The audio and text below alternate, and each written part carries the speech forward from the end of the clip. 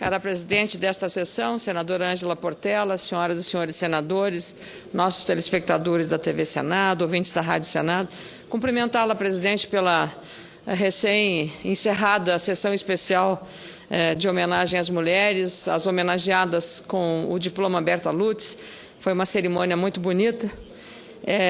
E é sempre, eu penso que Dia da Mulher é todo dia, nós vivemos um cotidiano e claro que o evento internacional tem significado simbólico para que se possa dar como referência e foco nas prioridades que dizem respeito às questões de gênero, particularmente nas demandas femininas. Me assusta um pouco ou muito a questão relacionada a violência contra a mulher, que está, digamos, permeando todo o nosso país e não é diferente no meu estado, o Rio Grande do Sul. Temos que enfrentar esta questão de maneira corajosa e imediata.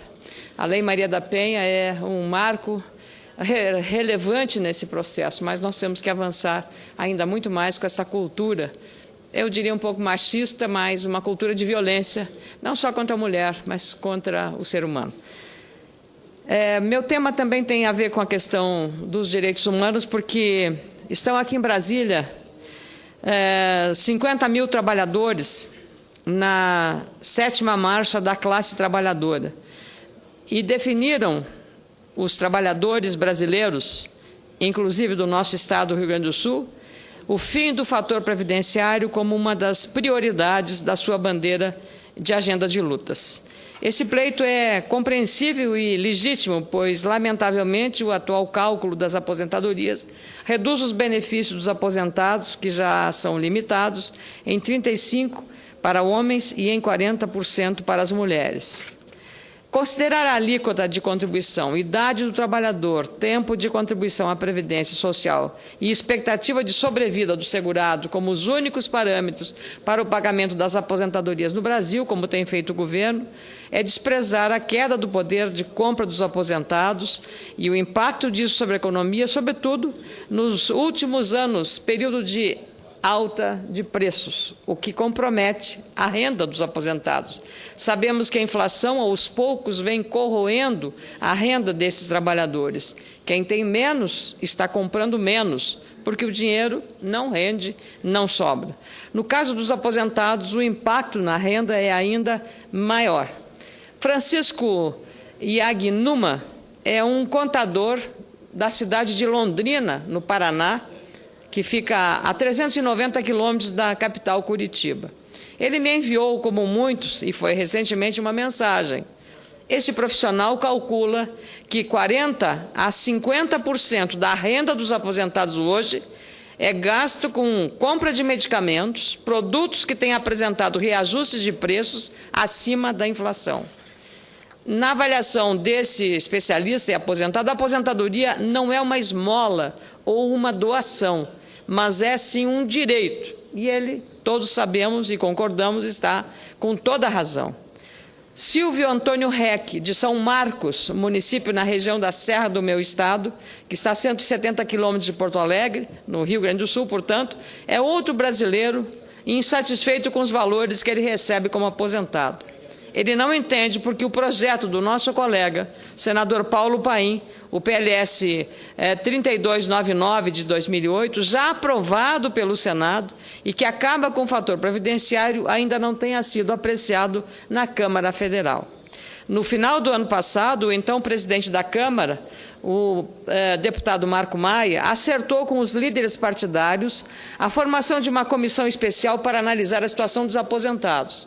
Já estamos em março, senador Paulo Paim, e até agora nenhum avanço sobre esta questão na Câmara Federal. É importante lembrar que esta Casa tem hoje condições, se quiser, de derrubar o veto à manutenção do fator previdenciário. E por que isso? Porque numa medida provisória foi incluído uma emenda que acabava com o fator previdenciário e o governo passado vetou esse dispositivo.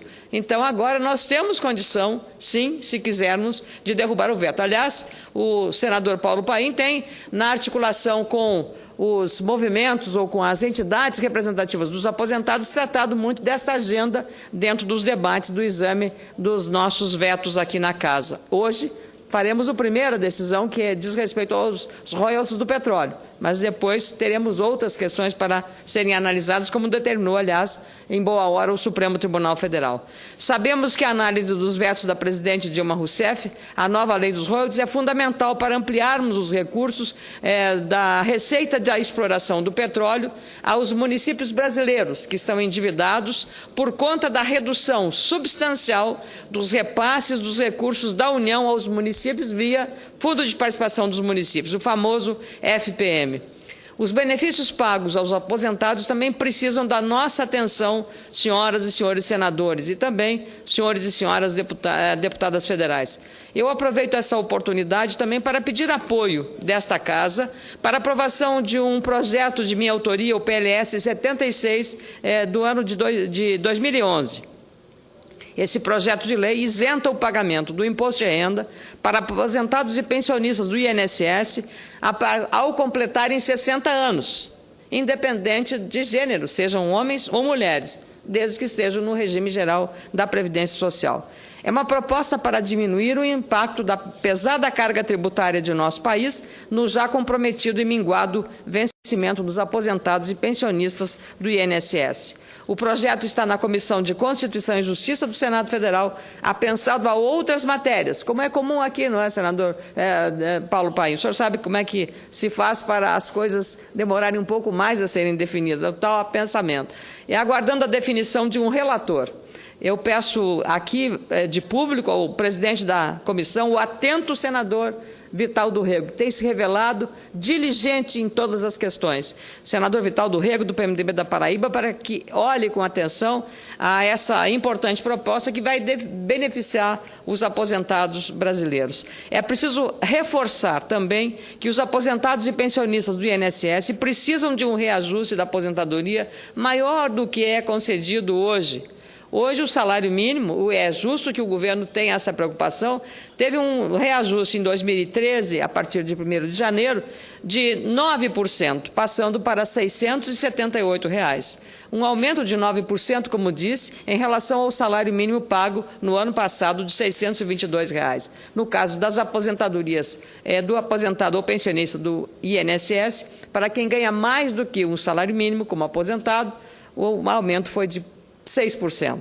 O reajuste tem de ser maior ou mais equilibrado, porque essa defasagem ao longo do tempo fará com que daqui a pouco, não em muito longo prazo, os aposentados todos estejam recebendo o equivalente apenas a um salário mínimo. Muitos aposentados sustentam suas famílias e a renda é insuficiente para atender necessidades básicas como alimentação e saúde. Como tenho dito aqui neste plenário, muitos aposentados, vítimas do falido Fundo Aeros, por exemplo, já morreram e os sobreviventes enfrentam condições bem precárias impostas por limitações de renda. O senhor Máurio João Ax é um aposentado de 80 anos, contribuinte do Fundo Aeros, que vive com um salário de R$ 800, isso do INSS, porque ele teria, o Fundo Aeros era complementar ao INSS, senador Inácio Arruda. Ele me enviou recentemente uma mensagem, muito preocupado, e ele disse que poderá não ter dinheiro para o seu enterro. Ele está com 80 anos, e esta é a situação de centenas de participantes do Fundo Aeros. O caso Aeros, como todos sabem, virou um problema que só alonga o sofrimento e a agonia daqueles funcionários aposentados das falidas VASP e Transbrasil. Esses profissionais não puderam ter acesso aos recursos acumulados ao longo da vida. Mesmo após decisão judicial para que a União pague os aposentados do Fundo Aeros, o que vemos é total indefinição. Estou terminando, senhora presidente.